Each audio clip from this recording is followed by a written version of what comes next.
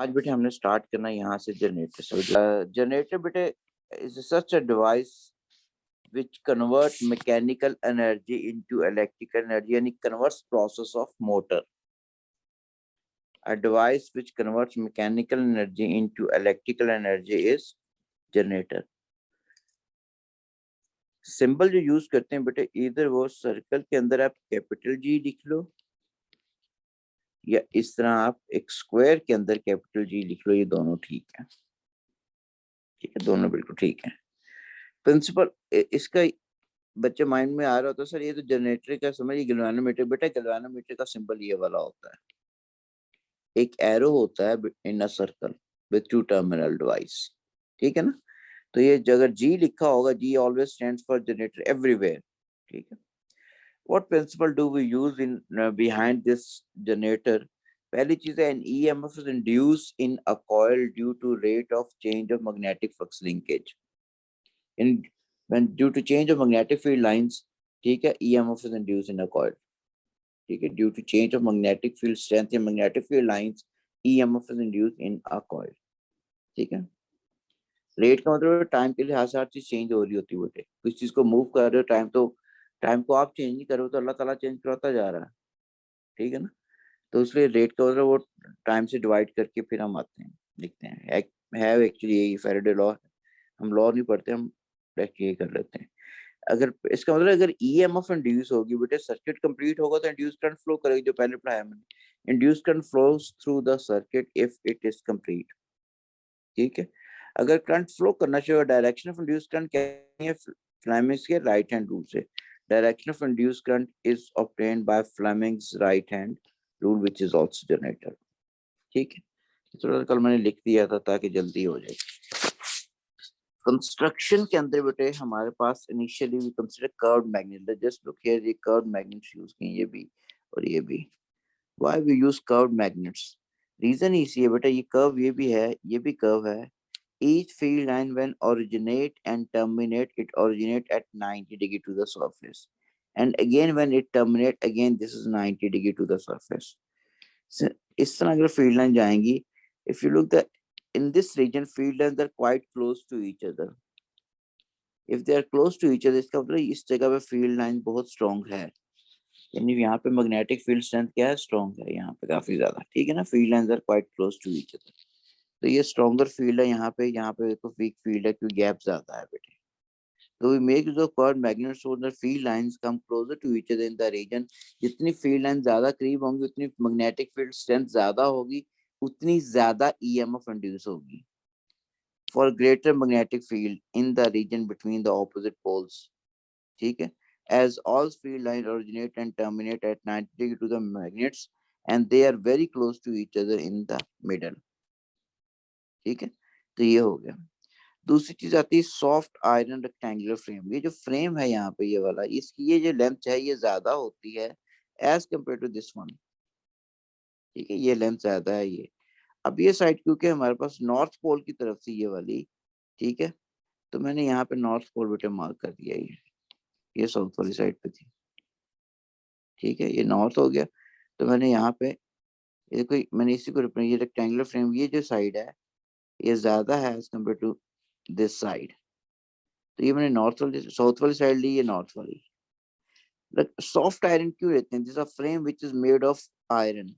Soft iron क्योंकि coil उस पर रैप करनी होती है, कोई रिजिड चीज होगी तो कॉइल रैप हो सकेगी, एक तो रीजन ये हो कह लो उसमें। लेकिन हम टेक्निकली देखें तो सॉफ्ट आयरन इसलिए लिया है कि iron, shielding effect of iron हम पढ़ चुके हैं। आयरन अलाउ करता है कि मैक्सिमम मैग्नेटिक फील्ड लाइन उसमें से पास करें। अगर maximum magnetic field line iron में से पास करेंगे, जिसका मतलब greater number of field line are passing through perpendicular area, so iron का फ्लक्स क्या होगा, वो बहुत स्ट्रॉन्ग होगा। आयरन का फ्लक्स क्या है, बहुत ज्यादा स्ट्रॉन्ग होगा। जितनी मैग्नेटिक फील्ड स्ट्रेंथ ज्यादा होगी, जितनी मैग्नेटिक फील्ड स्ट्रेंथ ज्यादा होगी, उतना इसके अंदर ईएमएफ भी ज्यादा आ सकेगी।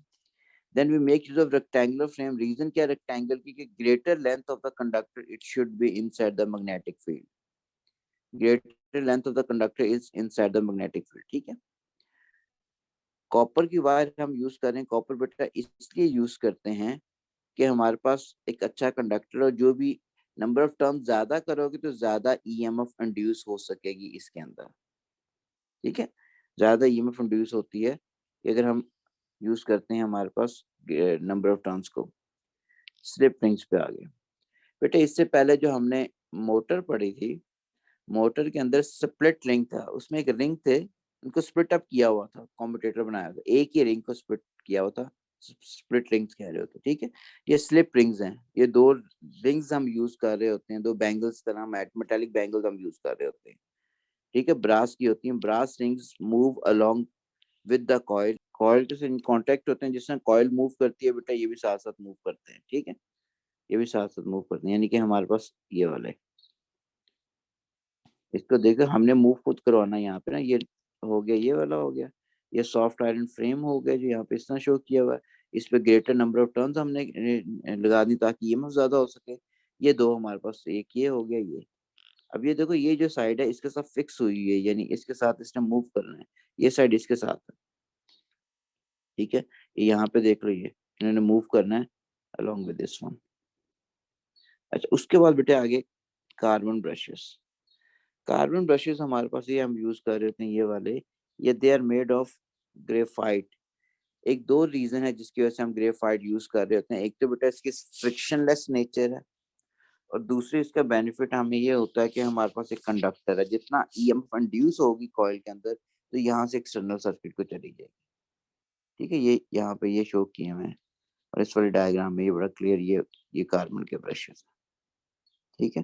तो इट मीन्स ये जो हमारे पास नजर आ गया हमें,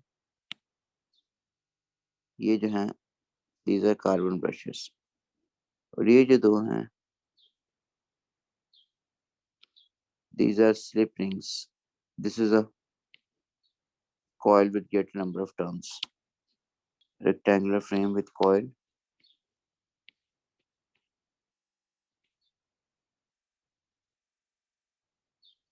Iron frame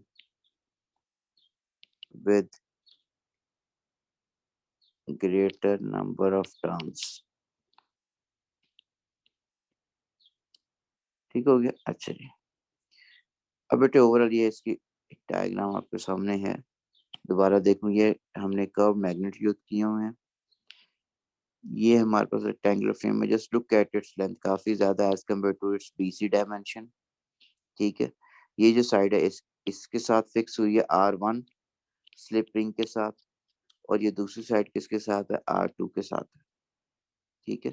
फर्दर एक गैल्वेनोमीटर लगा दिया यहाँ, फिर ये सिंबल गलत है, ये सिंबल ठीक हो गया।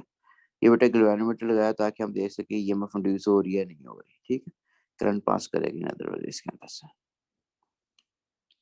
अच्छा, अब इसके ऊपर अगर आप अप्लाई करते हो, एनालिसिस देखिएगा बेटे। इसी ये जो कॉइल है ये वाली, अब मैं इस वजह से बनने इसलिए, ये अगर वर्टिकल प्लेन में पड़ी हुई, अभी किस प्लेन में, ये हॉरिजॉन्टल में, हॉरिजॉन्टल प्लेन के अंदर अभी पड़ी हुई, यानी करंट इसमें इंड्यूस होगा। Fleming's left hand right hand rule apply करेंगे। तो अभी मैं उसको यहीं से देख रहा हूँ, इस वाली वेव फॉर्म पे देखिएगा। ये मैंने लिखा हुआ plane of the coil ABCD, उन्हें भी नजर आया तो यहाँ से पता चल जाएगा, ठीक है। मोशन ऑफ कॉइल, किस टाइप कॉइल खुद थोड़ी जानी है, आपने खुद मूव करनी है बेटे। ये देखो, ये एक एक्सल लगाया, जस्ट रोटेट दिस वन, ठीक है। हम रोटेट करेंगे तो हमारी मैकेनिकल एनर्जी इलेक्ट्रिकल एनर्जी की फॉर्म में कन्वर्ट होगी, ठीक है। Motion of the coil ABCD। उसके बाद क्लॉकवाइज है, यानी कि मोशन ऑफ कॉइल ज्यादा अप्रोप्रिएट हो। AB हम यूज, इस पे हम फोकस करेंगे। वैसे कॉइल तो यही है ना, ABCD, लेकिन हम इसकी मोशन को देखेंगे, ये किस किस डायरेक्शन में मूव करता है। अपवर्ड मूव करना है, जैसे अपवर्ड मूव कर रहा है मैग्नेटिक फील्ड, तो करंट किस डायरेक्शन में जाएगा, जब ये डाउनवर्ड जाएगा किस डायरेक्शन में जाएगा, वो चीज मैंने इसमें। रोटेशनल एंगल क्या होगा, हमने पूरा रोटेट करना 360 डिग्री। डायरेक्शन ऑफ करंट अगर AB भी अंदर आएगा तो किस डायरेक्शन के अंदर आएगा, क्योंकि साइड AB पे फोकस कर रहे हैं, ठीक है। वेव फॉर्म CRO पे क्या बनेगी, कैथोड रे ऑसिलोस्कोप अगर कनेक्ट करते हैं तो उस पे हमें क्या चीज नजर आनी शुरू हो जाएगी। अच्छा बेटे, अगर आप यहाँ पे आप देखते हो तो ये प्लेन जो है हमारे पास, इस वाली डायग्राम पे फोकस करते हो, ये प्लेन हमारे पास क्या वर्टिकल है, ये वर्टिकल नजर आ रहा है ये, ठीक है ना, प्लेन वर्टिकल है। अब मैंने इसको अगर रोटेट करना है क्लॉकवाइज में, तो ए बी साइड ये जो मैंने इसको हाईलाइट भी किया हुआ है, इस पे मुझे फोर्स अप्लाई करनी पड़ेगी इस डायरेक्शन के अंदर। मूव मैं करूंगा, मैग्नेटिक फील्ड लाइन भी किस डायरेक्शन में आ रही है, इसी डायरेक्शन में है। ठीक है। अब प्लेन कौन सा है, this plane plane of the coil ABC का वर्टिकल प्लेन के अंदर है। मूव किस डायरेक्शन में कराना है, अगर मैंने इसको टर्न करना क्लॉकवाइज, तो ए बी साइड पे मुझे फोर्स लगानी पड़ेगी टुवर्ड्स राइट साइड पे, इस तरह मूव करना पड़ेगा। मैग्नेटिक फील्ड लाइन भी ये नॉर्थ है, ये साउथ, बेटे ये हमारे पास, ये भी किस तरफ है, हमारे पास इस तरफ। इसका मतलब ये नॉर्थ से फील्ड लाइन साउथ की तरफ आती है, इस तरह बी फील्ड की डायरेक्शन ये आ रही है। तो हमारे पास दोनों में एंगल कितना आ रहा है, 0 है। अगर 0 है तो हमारे पास रोटेशनल एंगल अभी 0 डिग्री पे है, जैसे 0 है, तो कोई वेव आएगी, करंट इंड्यूस होगा, नहीं। क्यों नहीं होगा, क्योंकि फ्लक्स की कटिंग में चेंज, लिंकेज में चेंज नहीं आ रहा। ये उसी तरीके से बेटे, जब when you move this rod, ये वही चीज है, when you move this rod toward this side, ये यही रॉड था ना यहाँ पे। ठीक है, इसको अब जब मूव करते थे राइट साइड पे, तो हमारे पास इसी रॉड को आप मूव कर रहे हो बेटे, यहाँ से जितनी फील्ड लाइन पहले कट करी थी वो यहाँ पे उतनी लिंक अप कर रही है, यहाँ पे उतनी लिंक अप कर रही है। तो लिंकेज में चेंज ही नहीं आ रहा, जब लिंकेज में चेंज ही नहीं आता तो ईएमएफ इंड्यूस नहीं होती। ईएमएफ तब इंड्यूस हो रही थी when you move this rod perpendicular to the magnetic field line, either in upward direction और इन डाउनवर्ड डायरेक्शन। ठीक है, वही लिखा ना, EMF is only induced in the rod when motion of perpendicular to the magnetic field lines. किसी angle पे भी आ सकता है, लेकिन वो हमारे ओ लेवल में जितना सिलेबस में उतना ही करवाना ना, वो नेक्स्ट क्लासेस में हम तो ये चीजें पढ़ते हैं बेटे। तो यहाँ पे इसका मतलब है हमारे पास कोई नहीं, रीजन मैंने लिखी, मैं क्या अंडरस्टूड हो गया कि हमारे पास कोई मैग्नेटिक फील्ड में चेंज ही नहीं आ रही। अगर मैग्नेटिक फील्ड में चेंज ही नहीं आएगी पार्ट में टाइम, तो कोई ईएमएफ इंड्यूस नहीं होगी। ठीक है, कोई ईएमएफ इंड्यूस नहीं, करंट की वैल्यू क्या रहेगी, 0। चाहे सर्किट कंप्लीट है, करंट 0 ही होगा। तो मैंने एंगल भी लिखा हुआ है यहाँ, टाइम टाइम के लिहाज से एंगल चेंज होता जाए, दोनों आप ले सकते हैं। ये 0, 90, 180, 273, 60। तो अभी प्लेन क्या था, दिस वॉज वर्टिकल। अब बेटे इसको अगर प्लेन को आप मूव करता जाएगा, मूव करता है, तो it have to come to the horizontal position. अब मूव कर रहा है राइट क्लॉकवाइज में, मूव करते करते ये हॉरिजॉन्टल पोजीशन में आ गया। अब ये वाली साइड ए बी इधर आ चुकी है, पहले ए बी इधर थी, अब ए बी इस साइड पे आ गई, यानी इस तरफ। ठीक है। अब ए बी को अगर मैंने फर्दर क्लॉकवाइज डायरेक्शन में मूव करना है, तो I have to exert force on it in downward direction. I it should move in downward direction. तो मोशन मैंने लिखा भी डाउनवर्ड मोशन, मैंने यहाँ पे भी लिखा डाउनवर्ड। मैग्नेटिक फील्ड इस डायरेक्शन में है। दोनों में एंगल कितना बन रहा है, 90 का बन रहा है, चाहिए एंगल 270, लेकिन है तो परपेंडिकुलर ही है ना। ठीक है। अब हमारे पास रोटेशन एंगल कितना है, ये 0 था, जैसे ये 0 था, यहाँ 90 पे आ चुके हो, 0 था, ये 90 पे आ चुके हैं। ठीक है। तो हमारे पास यहाँ से लेके यहाँ तक मूव करने के अंदर, ठीक है, ओके, यहाँ से लेके यहाँ तक मूव करने के अंदर हमारे पास करंट इंड्यूस हुआ इन वन डायरेक्शन। अब मैक्सिमम ईएमएफ इंड्यूस होगी, लेकिन डायरेक्शन अगर लेनी है, तो you have to make use of Fleming's right hand rule. अब अपने हाथ से खुद करो बेटे। Your first finger your first finger should be pointing towards your right side, ये इस डायरेक्शन में जहाँ भी है। Your thumb should point in this direction, your thumb should point in this direction. Now current is flowing in this wire. तो देखो A से B जा रही है, B से A जा रही है। ठीक है। तो this current is from B to A।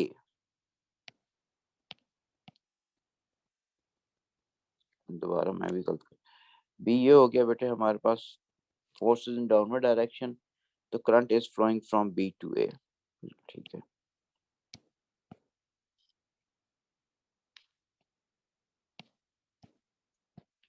ठीक है, current is flowing from B to A in this case। Fleming's का राइट हैंड रूल। ठीक है, B से A साइड पे जा रहा है। क्लियर होगी बात। अच्छा बेटे, अगर इसका मतलब यहाँ तो कोई करंट नहीं था, जब मूव करते जा रहे हो इस पोजीशन से, अगर आप इस पोजीशन में आए, तो करंट 0 से मैक्सिमम पे गया इन वन डायरेक्शन। 0 पे है तो यहाँ मैक्सिमम हो गया, 0 से मैक्सिमम इस तरह ही आ रहा है। ठीक है, 0 से मैक्सिमम इस तरह ही हो गया।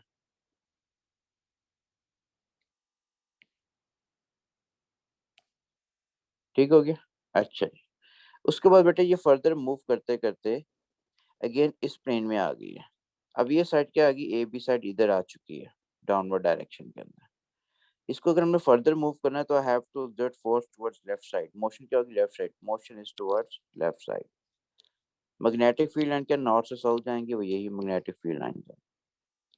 दोनों में एंगल कितना आ रहा है 180 डिग्री। ठीक है, अगर 180 आ रहा है तो रोटेशन एंगल भी हम किस पे आ चुके हैं 90 पे, तो हम 180 वाली साइड पे आ चुके हैं।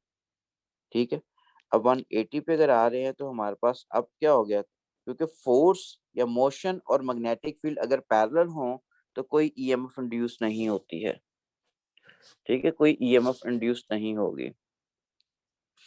ठीक है बेटा, हमारे पास कोई ईएमएफ इंड्यूस नहीं हो रही। अगर कोई ईएमएफ इंड्यूस नहीं हो रही तो इसका मतलब जीरो पे चले गए। तो इसका मतलब यहाँ पे मैक्सिमम था, मैक्सिमम से फर्दर मूव करते हैं तो हम जीरो की तरफ जाते जा रहे हैं, तो हमारा ग्राफ क्या बन गया यहाँ से ये जीरो। तो इसका मतलब जीरो पे जीरो थी, 180 पे जीरो, 90 पे मैक्सिमम थी, तो ये हो गया बेटे, ये ओवरऑल अपर ग्राफ आ गया हमारे पास। उसका फर्दर हम मूव करते हैं बेटा, मूव करके अब हम इस पोजिशन पे ए बी आ चुका है। Now we have to exert force in upward direction. ठीक है, मोशन क्या होगी अपवर्ड, मैग्नेटिक फील्ड क्या है, वो तो नॉर्थ से साउथ है। अभी एंगल कितना बन रहा है 270 का बन रहा है। ठीक है, 270 लिखने या 90 लिखने, अगेन परपेंडिकुलर या -90 दूसरे से एंगल मेजर करते हो। अब हमारे पास रोटेशनल एंगल कौन सा 270 का। अब फिर हमारे पास, क्योंकि हमारे पास motion of coil and magnetic field are perpendicular to each other, then again मैं EMF is induced in the coil. अगर मैक्सिमम ईएमएफ इंड्यूस होगी तो मैक्सिमम हमारे पास करंट पास करेगा। अब डायरेक्शन ऑफ करंट अगर लेनी है तो we have to make the Fleming's right hand rule. Now मेरे साथ कीजिएगा बेटे, your first finger should be pointing toward this side, your first finger should be pointing your this side, your thumb should be pointing towards top of the screen जिस पे view कर रहे हो। ठीक है, अब योर सेकंड फिंगर जो हमारे पास है वो देखो हमारे पास स्क्रीन की तरफ जा रही होगी। Your second finger should be towards screen. Towards screen का मतलब ये ए से बी इस डायरेक्शन में जा रही है। This is from A to B, A to B. ठीक है, देन हम आपने बेटा पूछा था इस पे, आप देखो ए टू ए लिखा होता है मैंने। यहाँ पे मोशन क्या downward, it means your thumb should be pointing in downward direction. ठीक है, bottom of screen, your magnetic field is toward this side, which is first finger. Your first finger is this one, your thumb is this one. Current देखते हो तो this is approximately towards you. If this is towards you, this is from B to A, so I wrote B to A. ठीक है बिल्कुल ठीक है। अच्छा बेटे, अगर यहाँ पे करंट B to A था, this was in one direction, this is from A to B, it means current is now flowing in opposite direction. अगर ऑपोजिट डायरेक्शन में करंट फ्लो कर रहा है तो इसका मतलब ये होगा कि डायरेक्शन भी चेंज होगी, कोऑर्डिनेट भी चेंज, पॉजिटिव या नेगेटिव। तो ये 180 से हम 270 तक आ गए बेटे, 270 पे मैक्सिमम, तो इसमें ये चीज आ गई। ठीक हो गया, उसके बाद फर्दर हम मूव करते हैं, रोटेशन एंगल 270 तक आ जाए, अब 270 से हम 360 तक आएंगे। अगर 360 तक आते हैं तो इसका मतलब हम दोबारा उसी पोजीशन पे आ चुके हैं फ्रॉम वेयर वी स्टार्टेड। ठीक है, plane is now again vertical. ठीक है, गलती है, हॉरिजॉन्टल लिखना है यहाँ पे। अच्छा, अब plane is again vertical plane में आ चुका है, वो शुरू में पढ़ा था फर्स्ट। ठीक है, अब again motion is toward this side, magnetic field angle zero है। अगर मोशन और मैग्नेटिक फील्ड एक ही डायरेक्शन में हो तो कोई ईएमएफ इंड्यूस नहीं होती, जीरो हो गया बेटे। ठीक है, रोटेशन एंगल जीरो पे है। ठीक है, यानी रोटेशन जीरो, ठीक है, कोई करंट इंड्यूस नहीं होगा, करंट इंड्यूस नहीं होगा तो करंट की वैल्यू जीरो होगी। तो हमें ये देखो कि साइन थीटा के हमारे पास क्या वेव बन रही है, एक्चुअली साइन थीटा का ग्राफ है ये, यानी कि हमारे पास एक साइनोसाइडल वेव बन रही है एक। ठीक है, तो बेटे ये हमारे पास पूरी एक साइन वेव बन गई है। ऑल्टरनेटिंग करंट हमने ये पढ़ा था, यहाँ से ये ऑल्टरनेटिंग करंट प्रोड्यूस हो रहा है। ठीक है, due to motion of this coil inside a magnetic field. जो सीआरओ पे ये चीज हमें मिलती जाएगी डिफरेंट पोजिशन। अच्छा, अब इसका मतलब है अगर हमने स्पीड डबल करते हैं। ठीक है, अब ये क्वेश्चन पास्ट पेपर में कई दफा आपको एमसीक्यूज में मिलना है। If the speed of rotation of coil is doubled, speed double करते हैं तो क्या होगा, ईएमएफ भी ज्यादा होगी। ठीक है, ईएमएफ भी डबल, यानी पहले अगर ये आ रहा था 2 के ऊपर, ये भी 2 के ऊपर, तो अब किस पे चला जाएगा, एम्पलीट्यूड इसका 4 पे चला जाएगा, ये भी 4 पे चला जाएगा। ठीक है, induce EMF and hence induce current, ये amplitude of waveform is also doubled. ठीक है। अगर आप तेजी से मूव कर रहे हो, स्पीड तेज करने में काइनेटिक एनर्जी भी ज्यादा होगी है। बेटे काइनेटिक एनर्जी ज्यादा होगी तो इलेक्ट्रिकल एनर्जी भी तो ज्यादा होगी ना, तो इसलिए इसका मतलब ये भी डबल हो जाएगी। दूसरी चीज ये होगा, जब तेजी से मूव कर रहे हो, स्पीड ज्यादा करें, तो कम टाइम के अंदर रोटेशन कंप्लीट हो जाएंगी ना। अगर कम टाइम में रोटेशन कंप्लीट होंगी, इसका मतलब टाइम पीरियड क्या हो जाएगा, वो रिड्यूस हो जाएगा, हाफ तक आ जाएगा, क्योंकि स्पीड डबल की है। अगर टाइम पीरियड हाफ होगा तो फ्रीक्वेंसी क्या हो जाएगी, डबल। फ्रीक्वेंसी या नंबर ऑफ साइकिल्स पर unit time of induce current is double. तो अगर स्पीड डबल करोगे तो ईएमएफ डबल हो जाएगी, टाइम पीरियड हाफ हो जाएगा, फ्रीक्वेंसी भी क्या होगी, डबल हो जाएगी। अब वही चीज यहाँ पे थोड़ी सी मैंने शो की, ज्यादा वेव्स बन गई थी, कम बनानी चाहिए थी, समझाने के लिए कम होनी जरूरी होती। बेटे करंट हो गया, ये हमारे पास टाइम हो गया। अब इसको अब देखिएगा, ये वाली जो ब्राउन कलर से मैंने बनाई जिसमें मूव कर रहा हूँ ये, बेटे ये वेव फॉर्म पहले है when speed was not increased to double। ठीक है, अब इसका टाइम पीरियड कितना आ रहा है, 2 सेकेंड। ठीक है, इसका एम्पलीट्यूड कितना है, 4 के ऊपर। When you increase speed to twice, ठीक है, डबल कर देते हो स्पीड बेटे, तो हमारे पास ये 4 है तो ये किस पे चला जाएगा, 8 पे। 8 पे मैंने बना दी है अब दूसरी वेव। ठीक है, 8 पे चलेगी। पहले हमारे पास 2 सेकंड में एक वेव कंप्लीट हो रही है, अब कितने सेकंड में वेव कंप्लीट होने शुरू होगी, कि हमारे पास 1 सेकंड के अंदर फ्रीक्वेंसी भी क्या होगी, डबल होगी, क्योंकि time period reduced to half value. ठीक है, तो this is very very important from MCQ point of view. अच्छा, अब वही चीज समरी दोबारा मैंने शो की हुई है, क्योंकि नहीं अगर समझ आ बेटा, यहाँ पे आपने मूव करना है इसको इस डायरेक्शन के अंदर, ए बी साइड पे देखते जाओ। अब मैं सिर्फ इसको मोशन के ना रिप्रेजेंट करूंगा। अगर मैं इस डायरेक्शन में मूव करा रहा हूँ, मोशन इस तरफ है ए बी, कोई करंट इंड्यूस नहीं हुआ, zero value. Here I have to move it in downward direction. ठीक है, motion is toward this side. अब फ्लेमिंग्स का राइट हैंड रूल अप्लाई करते हो, ठीक है, डाउनवर्ड मूव कर रहे बेटे इसको अगर। अच्छा, मैंने अपवर्ड के लिहाज से पढ़ के आया हुआ है यहाँ पे। चलें, अगर डाउनवर्ड मूव करे, this is current is from B to A, current is from B to A. ऊपर मैंने बी टू ए किया, उससे पहले वो चेंज किया। Okay, current is from B to A now. अच्छा, उसके बाद फर्दर अगर मूव करते तो बेटा ये साइड आप मूव कर रहे हो अगर लेफ्ट साइड पे, अब मोशन इस तरफ होना शुरू होगी, कोई करंट इंड्यूस नहीं होगा, जीरो होगा। ठीक है, फिर फर्दर मूव करते करते अगर ये साइड हमारे पास इस तरफ आ गई है,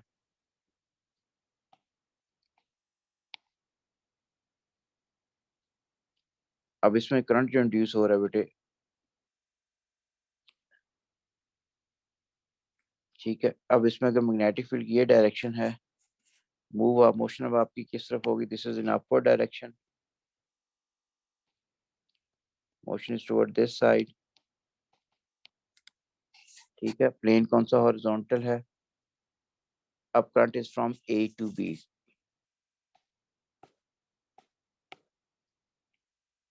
ए टू बी डायरेक्शन में करंट पास कर रहा है। फिर यहाँ पे फिर हमारे पास कोई करंट फ्लो नहीं करेगा, क्योंकि वही पोजीशन आ रही है शुरू के अंदर जो मोशन वाली है थी। अब जहाँ पे देखो motion is parallel to the field line है, वहाँ करंट जीरो है। When motion is perpendicular to the field lines, ठीक, तो हमारे पास मैक्सिमम करंट इंड्यूस हो रहा है। ठीक है, और डायरेक्शन ऑफ करंट जो लेनी है आपने बेटे, यहाँ पे या यहाँ पे, वी हैव टू मेक जो Fleming's left hand rule, right hand rule. यहाँ करंट इस डायरेक्शन में था तो एक डायरेक्शन आ रही है, यहाँ करंट की डायरेक्शन क्या चेंज हो चुकी है, यहाँ करंट की डायरेक्शन चेंज हो चुकी है। ठीक हो गया, तो हमारे पास वही चीज बन रही बेटा, आपको डिफरेंट टाइम्स के ऊपर। इधर मैंने कहा था यहाँ टाइम लिख लो या एंगल लिख लो, एंगल के लिहाज से भी किया, टाइम के लिहाज से भी। यानी पूरी वेव यहाँ से चले थे ना बेटे हम लोग, यहाँ से चले थे, हम रोटेट करके वापस आ गए, एक रोटेशन कंप्लीट हुई, एक रोटेशन में जो काम टाइम पीरियड लगता है call it time period, time, ये टाइम हो गया। तो ये T/4 टाइम, क्वार्टर टाइम के बाद, हाफ टाइम के बाद, 3/4 के बाद, और टाइम, तो ये बन गया। ठीक हो गया। अच्छा, अब नेक्स्ट नर्डिंग आउटकम है विच इज ट्रांसफार्मर। ट्रांसफार्मर हम कहते हैं ऐसा ऑपरेटर से ऐसा डिवाइस जो कि पावर को ट्रांसफर करता है, उसे ट्रांसफार्मर कहते हैं। ठीक है, transformer power, transfer of power. यानी इसमें एक इनपुट कॉइल होगी और एक आउटपुट कॉइल होगी। इनपुट कॉइल के अंदर जो हमारे पास पावर होगी वो टोटली ट्रांसफर हो जाएगी आउटपुट पावर के अंदर without any physical contact in between them. ठीक है, कोई फिजिकल कांटेक्ट वगैरह नहीं। तो यहाँ पे हमारे पास input power is equal to output power के इक्विवेलेंट है ट्रांसफर ऑफ पावर। अब दो इसमें होती है बेटे, एक प्राइमरी कॉइल होती है। प्राइमरी कॉइल किसे कहते हैं? Coil in which current which is connected to EMF source, that is known as primary coil। ठीक है, और एक आउटपुट होती है जिसे आप कहते हो सेकेंडरी कॉइल। ठीक है, इसमें बेटा पावर जो होगी हमारे पास वो टोटली ट्रांसफर होगी। तो power at input coil which is primary coil is equal to power at the output coil. अब पावर का फॉर्मूला हम पढ़ चुके हैं, P equals to V I. P equals to V I, V I मैंने ये लिख लिया क्योंकि P लिखा था फॉर प्राइमरी, तो प्राइमरी प्राइमरी। ठीक है, this is for output coil which is secondary, तो हमारे पास ये एस एस लिख दिया। बेटे हमारे पास अब डिफाइन किस तरह कर सकते हैं इसको, कि हमारे पास ट्रांसफर पावर किस तरह हो रही होती है कि हमारे पास अगर आप वोल्टेज जो होगा प्राइमरी कॉइल पे कम करोगे तो करंट ज्यादा हो जाएगा। यानी transformer is a device which convert low voltage at high current to high voltage at low current और वाइस वर्सा, और वाइस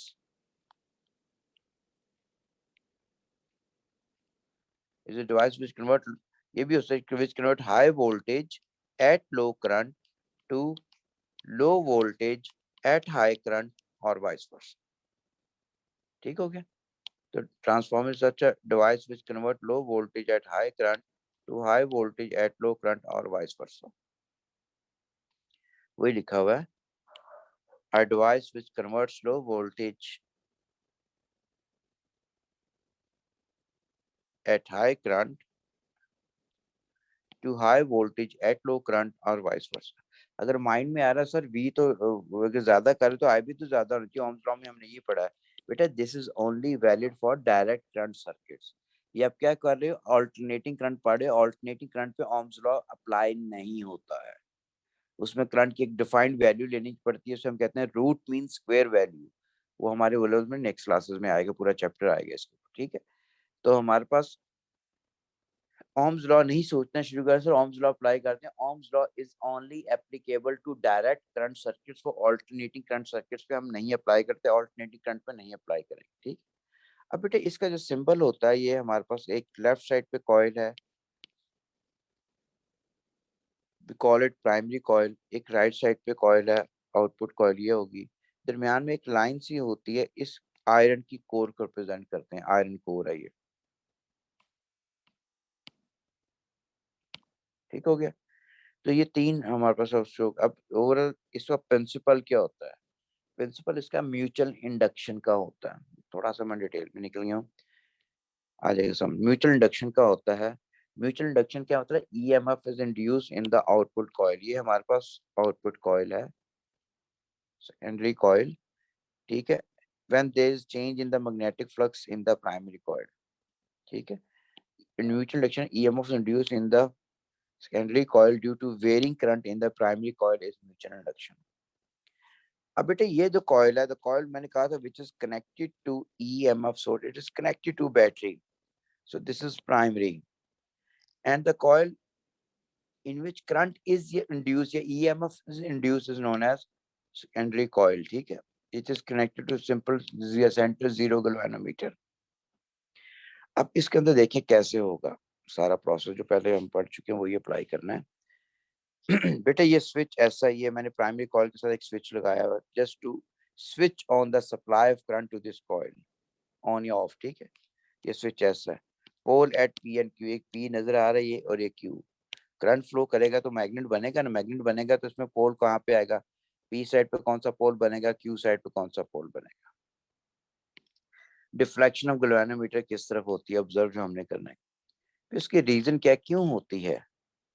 अगर डिफ्लेक्ट कर रहा है तो लाजमी बेटे इसके अंदर करंट पास कर रहा है, अगर करंट पास कर रहा है तो ये भी हमारे पास मैग्नेट बन जाएगा ये भी। अब इसके मैग्नेटिक इफेक्ट अगर होगा तो यहाँ पे आर साइड पे कौन सा पोल आएगा और टी साइड पे कौन सा पोल आएगा? Pole at R and R T. उसकी रीजन क्या होगी, वो रीजन लेंस लॉ ही। अब इसको गौर से अगर देखते हो फर्स्ट वन के ही बेटे, अभी स्विच क्या ओपन है, अगर स्विच ओपन है क्या इसमें करंट फ्लो करेगा, कोई करंट फ्लो नहीं करेगा। Current flow it will not behave like a magnet, कोई करंट फ्लो नहीं, कोई मैग्नेटिक इफेक्ट नहीं है।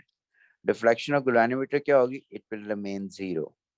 रीजन क्या है कि कोई फील्ड लाइन जाके लिंक अप ही नहीं कर रही, बिकॉज ये मैग्नेट ही नहीं, कोई मैग्नेटिक फील्ड लाइन ही नहीं है। नो फ्लक्स लिंकेज, ठीक है, नो फ्लक्स लिंकेज, ये का मतलब वही है कोई मैग्नेटिक फील्ड लाइन जाके इसके साथ नहीं मीट कर रही from the primary coil towards secondary coil, ठीक है। पोल इंड्यूस एट आर, कोई पोल नहीं होगा बेटे, टी पे भी कोई पोल नहीं होगा, कोई रीजन नहीं, क्योंकि पोल आएगा तो रीजन लिखूंगा ना। अच्छा, नेक्स्ट के अंदर when you close this switch S, बेटा जो ही आप क्लोज करते हो तो एट ए टाइम इसमें से करंट फ्लो करना शुरू होगा। करंट देखो यहाँ से जाएगा पॉजिटिव से, ये बैक साइड से होकर ये करंट इस डायरेक्शन में फ्लो कर रहा है, और करंट इस डायरेक्शन में फ्लो कर रहा है। Now make use of right hand rule in which curl of fingers of right hand should move in the direction of current. Current right hand का आप इस डायरेक्शन फ्लो कर रहा है। Your thumb will point towards north pole, so if you look here तो north pole बेटा यहाँ पे आ रहा होगा, साउथ पोल इधर आ रहा है, तो पी पे कौन सा पोल आ रहा है, साउथ, क्यू पे नॉर्थ पोल आ रहा है। डिफ्लेक्शन ऑफ गैल्वेनोमीटर किस तरफ आएगी हमारे पास, वो हम देखते हैं इस तरफ आती है।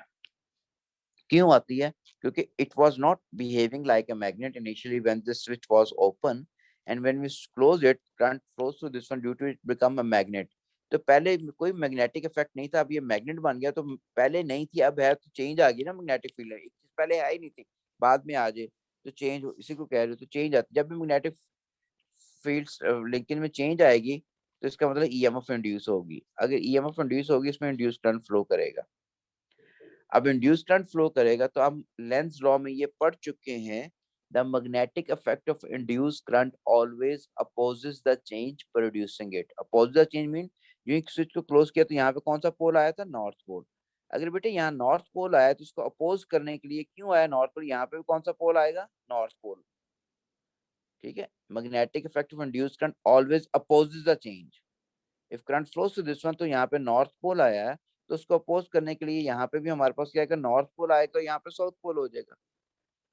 अगर नॉर्थ पोल हमारे पास इस डायरेक्शन में आया, तो मैंने कहा जिस डायरेक्शन में नॉर्थ पोल आएगा उस डायरेक्शन में डिफ्लेक्शन होती है, लेकिन फिर भी अगर डायरेक्शन लेनी है तो we have to make use of right hand rule. Now your thumb of your right hand should point towards left side, towards north side. If you look here the curl of fingers are in this direction, इसमें current आपके इस direction में flow कर रहा है, इस direction के अंदर।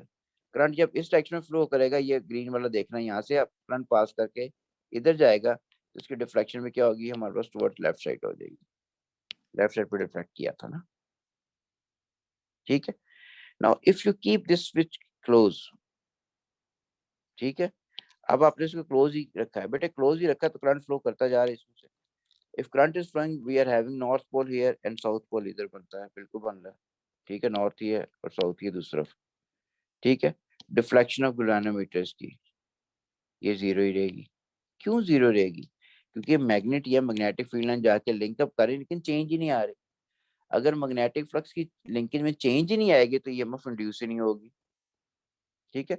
No change of magnetic flux linkage, field line जाके चेंज ही नहीं आ रही इनके अंदर, ठीक है। अगर कोई चेंज नहीं आएगी तो यहाँ पे इसका मतलब कोई करंट प्रोड्यूस नहीं होगा, ठीक है। इसकी डिफ्लेक्शन जीरो ही रहनी है, करंट ही पास नहीं करेगा इसके अंदर, तो कोई हमारे पास रीजन भी नहीं है, ना कोई पोल आ रहा है, चेंज ही नहीं ना आ रही। उसी तरीके से when you keep a permanent magnet inside this coil, rest में रख देते तो कोई ईएमएफ नहीं होती थी, क्योंकि फ्लक्स की लिंक अप तो कर रही थी लेकिन लिंकेज में चेंज नहीं आती। जब भी फ्लक्स की लिंकेज में चेंज नहीं आती, ईएमएफ प्रोड्यूस ही नहीं हो सकती। Now if you move this, if you open the switch, अब स्विच को ओपन करोगे तो बेटे करंट जीरो होना शुरू हो जाएगा। करंट को डिफाइन किस तरह करते हैं, फ्लो ऑफ चार्जेस। तो चार्ज पार्टिकल पहले अगर मूव कर रहे हैं, फ्लो कर रहे हैं इस कॉइल के अंदर, तो उनका फ्लो बेटे अब जीरो की तरफ जाना है। यानी चार्ज पार्टिकल कोई चीज मूव कर रही हो तो इनर्शिया की वजह से थोड़ी देर तो मूव करती है ना, चाहे वो नैनो सेकंड का -9 सेकंड का टाइम है, जितना मर्जी कम टाइम है, लेकिन हमारे पास इंस्टेंटेनियस जीरो आ जाए, इंस्टेंटेनियस जीरो नहीं आती। They travel some distance before coming to rest, ठीक है ना। तो हमारे पास मूव कर रहे थे, मूव करते करते यहाँ पे सपोज रेस्ट पे आएंगे, इसका मतलब जब हमारे पास पहले करंट पास कर रहा था, it was strongly magnetised, and when you switch off the supply off current, तो करंट जीरो होगा, करंट के साथ जो मैग्नेटिक इफेक्ट है वो भी सीज होना शुरू हो जाएगा। In other words, we are having north pole इधर बना था, नॉर्थ पोल का इफेक्ट यहाँ पे सीज अप होना शुरू हो जाएगा। ठीक है, north pole effect cease up होगा, इसका मतलब पहले फील्ड लाइन स्ट्रांगली इसके साथ जाके लिंक अप कर रही थी when we are having north pole, बाद में नॉर्थ पोल कम होना शुरू हो गया तो लिंकेज में भी क्या आ गई, डिक्रीमेंट। पहले ज्यादा बाद में कम होगी तो लिंकेज में क्या आ गई, चेंज। जब भी मैग्नेटिक फ्लक्स की लिंकेज में चेंज आती है तो ईएमएफ इंड्यूस होती है इस कॉइल में। अगर ईएमएफ इंड्यूस होगी तो इसमें इंड्यूस करंट फ्लो करेगा, इंड्यूस करंट फ्लो करेगा, this coil again become a magnet. Now its magnetic effect opposes the north pole. ठीक है, अब अपोज करेगा नॉर्थ पोल, यहाँ उसका इफेक्ट खत्म हो रहा है ना, उसका इफेक्ट खत्म ना हो तो यहाँ पे एट ए टाइम कौन सा पोल आ जाएगा, साउथ पोल आएगा, ताकि अपोज करे कि नॉर्थ पोल यहाँ पे ना डेड हो, ना उसका इफेक्ट खत्म हो। ठीक है, यानी कि मैंने शुरू में देखो मैंने कहा था जब यहाँ पे करंट पास किया था यहाँ नॉर्थ पोल पैदा हुआ था, यहाँ नॉर्थ पोल आ गया अपोज करने के लिए। ये नॉर्थ पोल है, जो ही है इसका इफेक्ट सीज अप होना शुरू होगा, एट ए टाइम यहाँ पे साउथ पोल आ जाएगा। नॉर्थ पोल जब मरने वाला हो गया इसमें, तो यहाँ साउथ पोल आएगा ताकि इफेक्ट को अपोज कर सके कि वो ना वहां पे उसका इफेक्ट खत्म हो सके। ठीक है, तो यहाँ पे देखो आर पे कौन सा पोल है, साउथ है, यहाँ पे कौन सा पोल है, नॉर्थ है।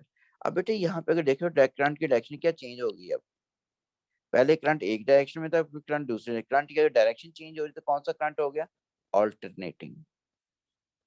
ठीक है, अब यही चीज हम अप्लाई कर रहे होते हैं ट्रांसफार्मर के अंदर। ट्रांसफार्मर के अंदर क्या होता है बेटे, ये हमारे पास कॉइल होती है, ये हमारे पास क्या है, एक कोर है, आयरन की स्ट्रिप्स हैं, फर्दर उसकी डिटेल में यानी आयरन की स्ट्रिप्स हैं। क्यों नहीं जाना, नेक्स्ट क्लास में पढ़ोगे ना, अब नेक्स्ट क्लास में भी निकल गया, 1122 की सिलेबस में वो भी निकल गया। आयरन कोर इन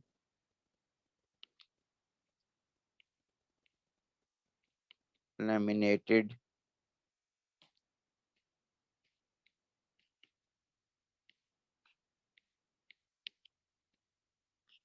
firmly joined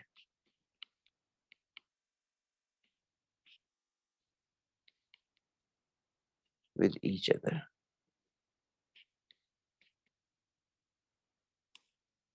ठीक है, बस आयरन कोर या आयरन की कोर बेटे होगी। अब ये हमारे पास करंट हो गया, ऑल्टरनेटिंग करंट हमने इस पे प्रोवाइड किया हुआ है, क्योंकि ये मैं सोर्स के साथ लगाया ना, तो ये प्राइमरी कॉइल होगी बेटे, ये वाली, ये लिख लीजिए। This is a coil which is not connected to any EMF source, और यहाँ पे डिस्प्ले करने के लिए सीआरओ के साथ कनेक्ट है, इसमें करंट इंड्यूस होगा, we call it this is secondary coil. ठीक है, अब बेटे जो जो हम करंट पास करते हैं यहाँ से, ये वाला करंट, इसका मतलब जब ये करंट पास कर रहा है तो करंट एक डायरेक्शन में पास करिए, कौन सा, ब्लू वाला।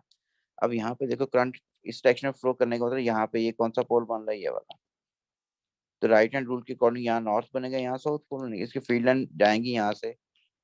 जब नॉर्थ पोल इसके अंदर मूव कर रहा होगा तो उसको अपोज करने के लिए यहाँ नॉर्थ ही आएगा, यहाँ नॉर्थ ही आएगा, यहाँ साउथ आएगा।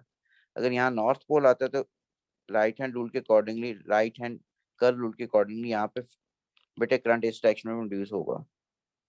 उसके बाद जब करंट की डायरेक्शन चेंज होना शुरू, ये वाली करंट ऑपोजिट डायरेक्शन में फ्लो करना शुरू हो गया ना, करंट की डायरेक्शन चेंज है।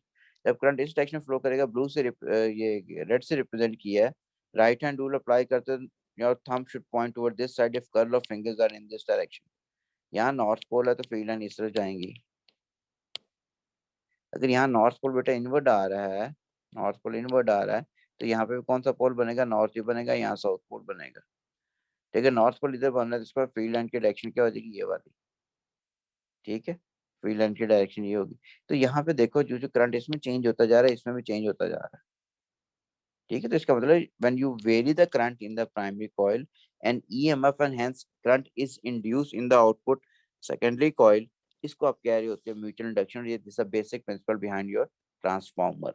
फर्दर डिटेल नहीं करनी बेटे, नहीं है सिलेबस में। अब मैंने वही लिखा हुआ है, alternating current is induced in the secondary coil due to change in the magnitude and direction of alternating current in the primary coil। ठीक है, ऐसी alternating current फॉर्मूला बेटा, ये तो डिफाइनिंग इक्वेशन है, सिलेबस में नहीं लिखा, ये लिखा होगा आपको। ठीक है, for an ideal transformer, ideal transformer जो 100% एफिशिएंट है, ठीक, कोई एनर्जी लॉसेस ना हो। काफी ज्यादा होते हैं लेकिन हम अज्यूम कर रहे हैं कोई एनर्जी लॉसेस नहीं है। तो जो पावर होगी, input power, it must be equal to power at the output side. तो प्राइमरी पावर जो है वो power at the secondary side पे होगी। बेटे पावर का formula P equals to V I होता है, V I P equals to V S I S हो गया। Now if you take its ratio, V P over V S इसके नीचे ले गया, I S over I P इसके नीचे आ जाए। But this is actually defining equation behind this transformer. ठीक है, मेनली ये चीज है जिस पे क्वेश्चन बनने के चांसेस हैं। Number of turns of coil जो होता है वो डायरेक्टली वोल्टेज पे डिपेंडेंट होगा। जितनी नंबर ऑफ टर्न्स ज्यादा करेंगे उतनी कॉइल आउटपुट भी ज्यादा आती है।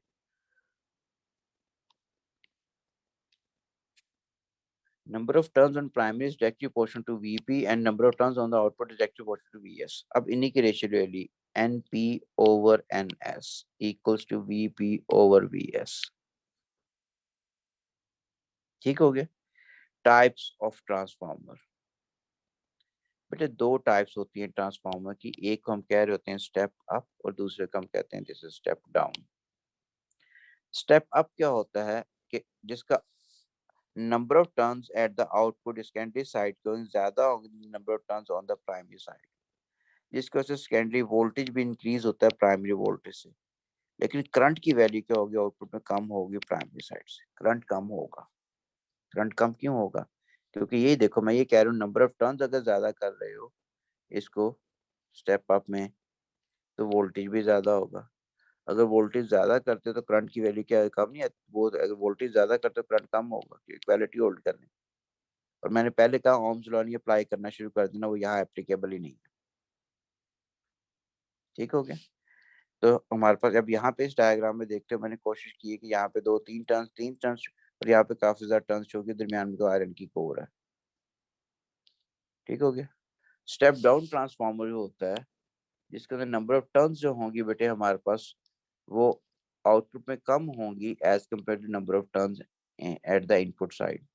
Number of turns at secondary is less than number of turns on the primary, जिसकी वजह से हमारे पास आउटपुट वोल्टेज भी कम होगा इनपुट से, लेकिन करंट की वैल्यू क्या होगी वो इंक्रीज कर देगी as compare to current in the primary coil.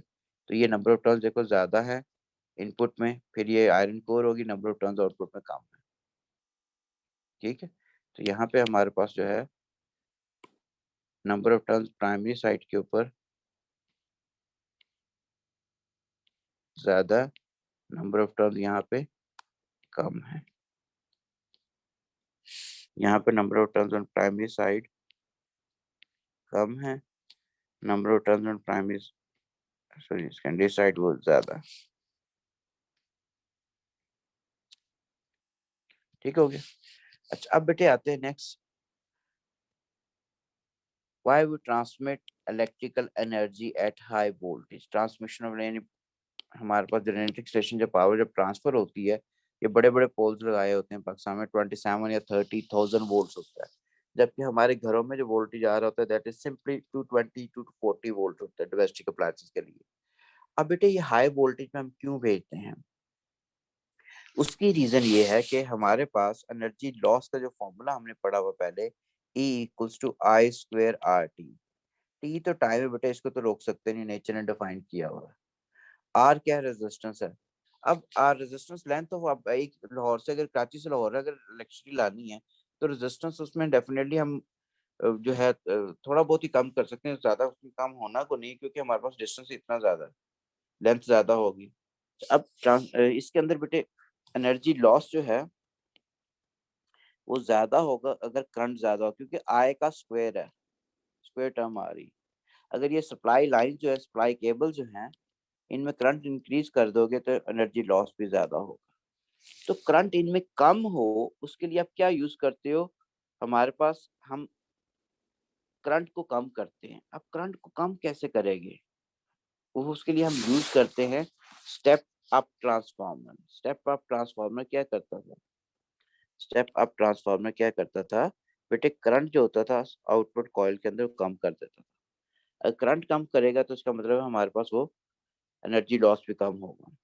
Therefore, to increase efficiency of energy transmission, current in the supply cable is decreases.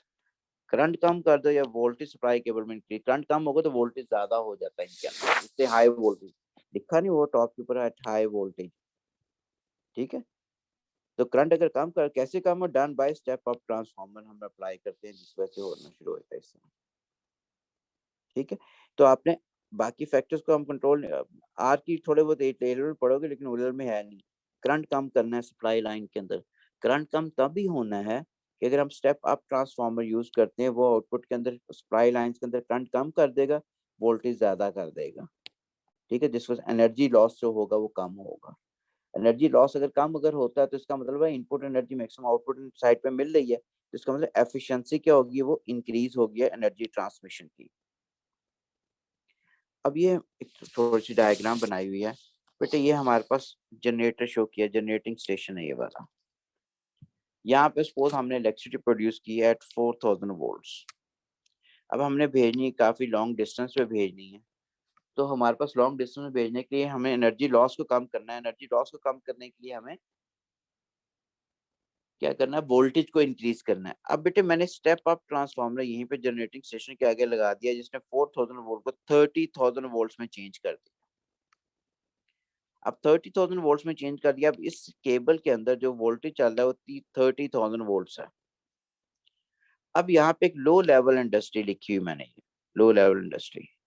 अब लो लेवल इंडस्ट्री पे जितनी मशीनरी है वो किस पे ऑपरेट हो रही है, 8,000 वोल्ट्स पे।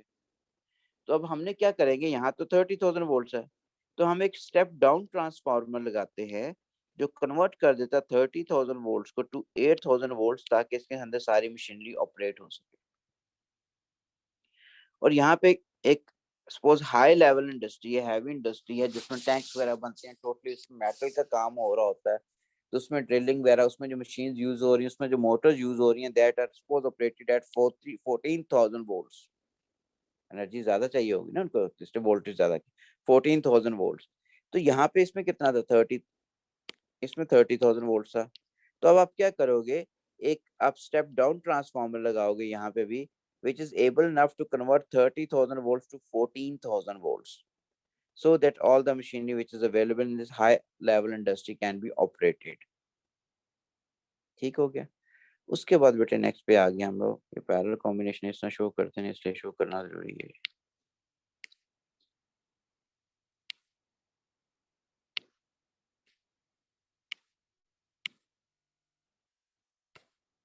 ओके, अच्छा उसके बाद यहाँ पे ओवर 30,000 वोल्ट ही जा रहे हैं सारी इसके अंदर।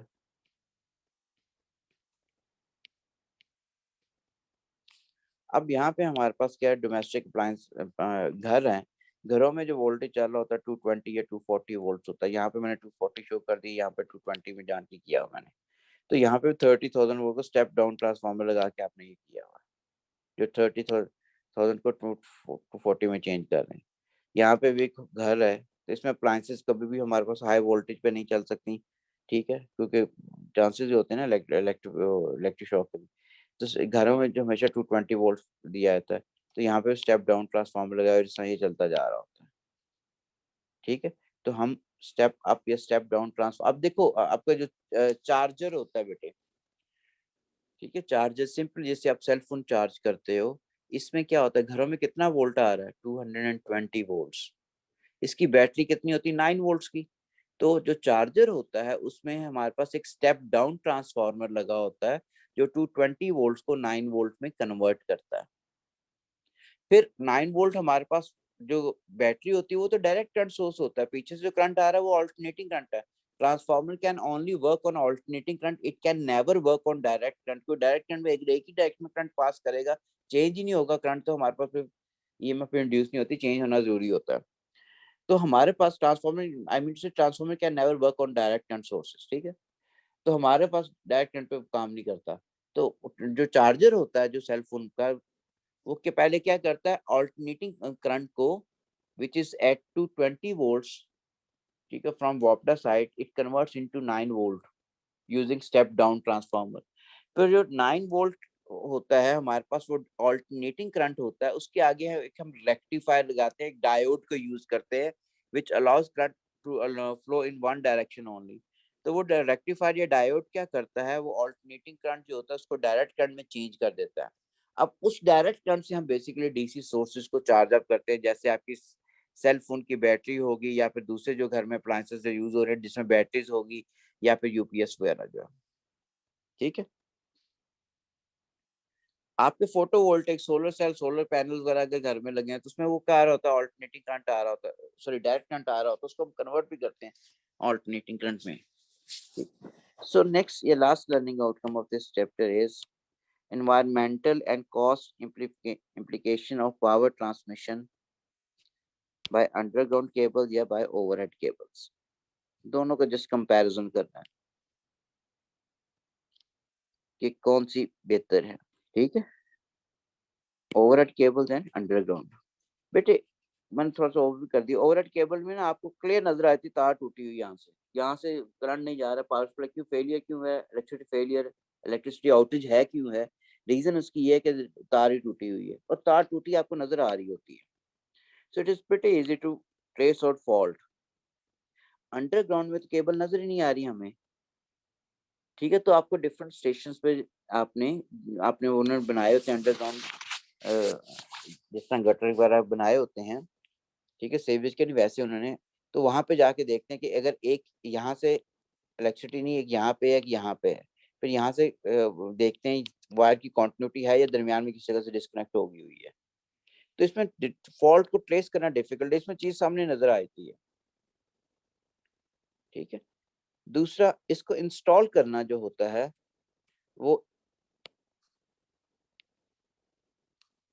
वो हमारे पास ओवरहेड केबल में इजी होता है। ठीक है, क्योंकि अगर पानी में से पास करनी तो आप क्या करोगे, वहां पे पूरा बनाओगे, उसको पोल फिक्स कर दोगे, कंक्रीट का बनाओगे, पोल फिक्स कर दोगे, पानी वो पास करने, इलेक्ट्रिसिटी पास करना शुरू हो जाएगी। ब्रिजेस के ऊपर से पास करना है वो भी हो जाती है, उसके ऊपर पोल बनाते हो, फिक्स कर देते हो। हिली एरियाज में क्या करोगे, डिग करोगे, पोल फिक्स करोगे। ठीक है, और इजी पास करोगे। लेकिन ये अंडरग्राउंड तो पास करना डिफिकल्ट है ना। ठीक है, आपको इलेक्ट्रिफिकेशन भी देखनी है, डैम्पिंग कंडीशन से करंट वगैरह लीकेज ऑफ करंट ही ना हो, तो यहाँ पे ये डिफिकल्ट होता है। हम हिली एरियाज में डिगिंग कॉस्ट बहुत ज्यादा आती है। ठीक है, डिगिंग कॉस्ट जो होती है वही बहुत ज्यादा हो जाती है इसके अंदर, तो इसलिए हमारे पास ठीक है, कॉस्ट बहुत ज्यादा बन गई एंड थ्रू रिवर अब फिक्स करना डिफिकल्ट होता है।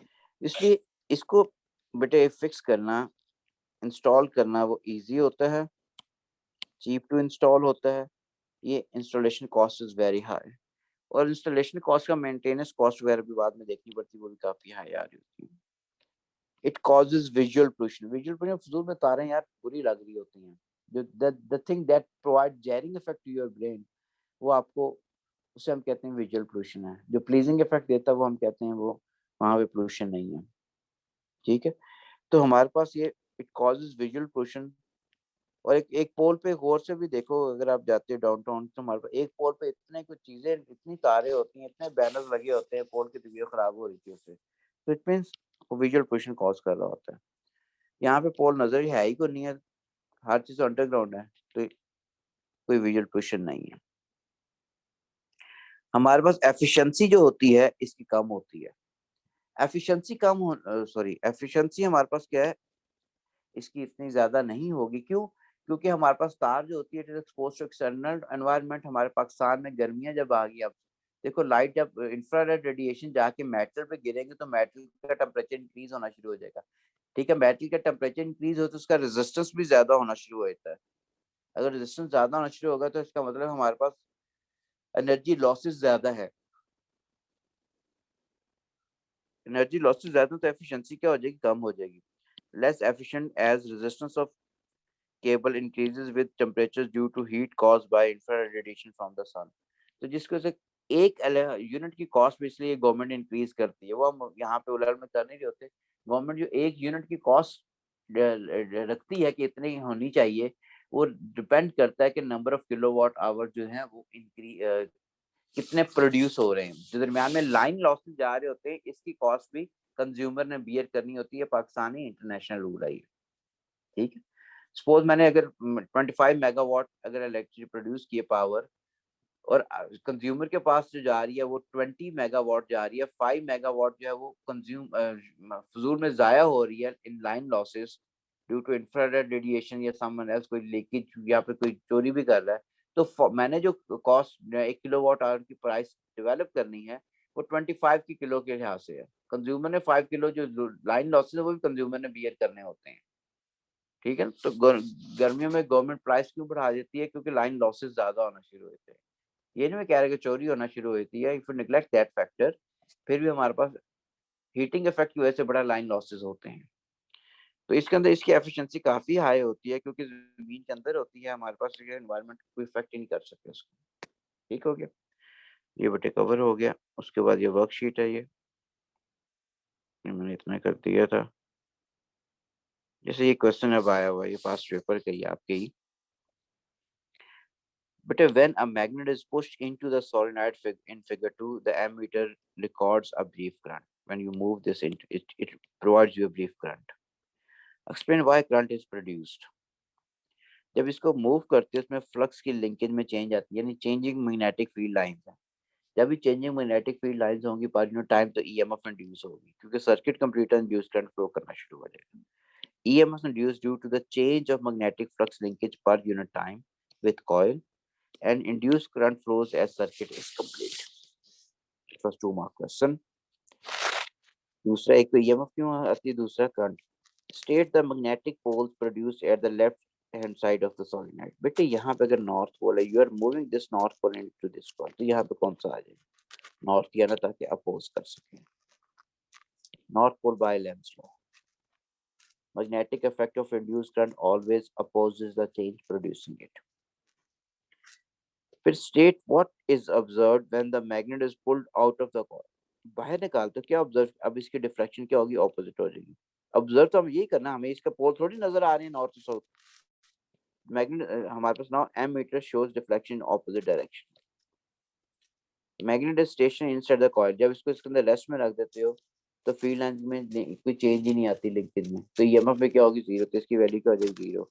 Reading of ammeter become zero, remain zero. ठीक है, ट्रांसफार्मर का क्वेश्चन देखिएगा। A transformer has an output of 24 volt when supply is 2.0 ampere. Okay. The current in the primary coil is this one, and the transformer is 100% efficient. 100% efficient का मतलब है कोई energy losses नहीं, input power output power के equivalent होगी। Calculate the power output of the transformer. तो जितनी input power है वही आउटपुट होगी, तो आउटपुट पावर किसके बराबर आ रही? हेनरी कॉइल की। क्या हो गया? P equal to V I होता है, वी एस आई एस लिख दिया। करंट हमारे पास गिवन था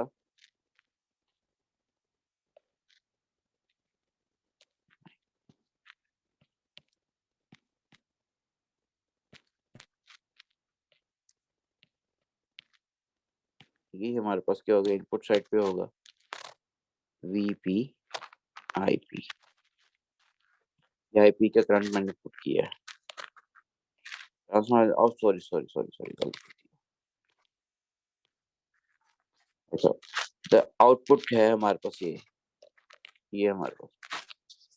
ठीक है, तो दिस इज बेटे P equal to V I formula apply किया आपने। ठीक है, वी की वैल्यू आउटपुट के अंदर ये आ रही 24, करंट की है तो 48 वॉट आंसर आ गया। तो voltage applied across a primary coil क्या होगा?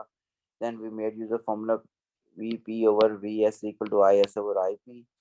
ठीक है, तो बेटे आप फॉर्मूला अप्लाई किया, वीपी की वैल्यू हमें डिटरमिन करनी, वीएस वी ऑलरेडी है व्हिच इज 24, आईएस की वैल्यू जो हमारे पास है दिस इज 2 एम्पियर, आईपी की वैल्यू 0.40 है, तो ये आ गया 120 volt. Explain what is meant by the statement that the transformer is 100% efficient. इसका कोई एनर्जी लॉसेस नहीं है, कोई पावर लॉसेस नहीं है। इनपुट पावर जो है that is equal to output power, no energy और power loss, that is input power in the primary coil is equal to output power at the secondary coil. How the transformer change an input voltage into different output voltage? Number of turns very करते हो ना, number of turns very करने से हमारे पास voltage भी क्या है वो भी वेरी कर, जितनी नंबर ऑफ टर्न्स ज्यादा होगी वोल्टेज ज्यादा होगा। इसलिए हमारे पास ट्रांसफार्मर या स्टेप अप है या स्टेप डाउन है, सिंपल ट्रांसफार्मर जिसके इनपुट पे में उतनी टर्न्स आउटपुट में उतनी, वो हम नहीं कर रहे, नहीं होता, ठीक है। तो due to the difference in the difference of number of turns at the primary and output